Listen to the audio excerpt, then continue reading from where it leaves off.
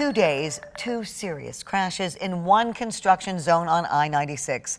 Tonight, Michigan State Police are warning drivers to keep their eyes on the road.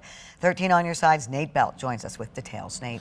Well, Juliet, those crashes happening both today and yesterday, each along I-96 on the eastern end of Kent County. Similarities don't stop there either. They both happened in construction zones, and police say they could have been avoided.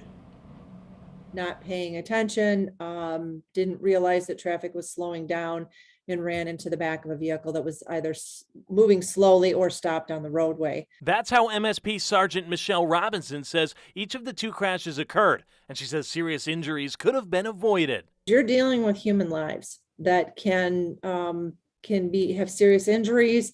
Construction zones generally reduce the width of the road and lower the speed limit, causing traffic congestion. The Department of Transportation designs the traffic flow of construction zones in the safest ways possible using research of the area. However, that can only go so far. It's really the responsibility of the motorists to slow down in those construction zones, use caution in those construction zones. Sergeant Robinson says the biggest help is to keep your eyes on the road. You see people that are on their phones, they're reading books. There's so many distractions in a vehicle nowadays. And slow down.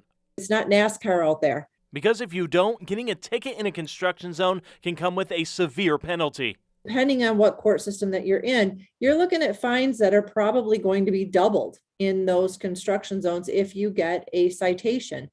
After the 2 crashes this week, the MSP says they don't plan to change any of the safety measures in the area because there's only so much they can do outside of what drivers themselves can. Seeing the risky driving and the rude behaviors that are out on the roadways nowadays, it's sad, frankly. Robinson suggests driving through a construction zone the way you would drive on an icy road, using extra caution to drive slow and under control. Julia. Nate, thank you.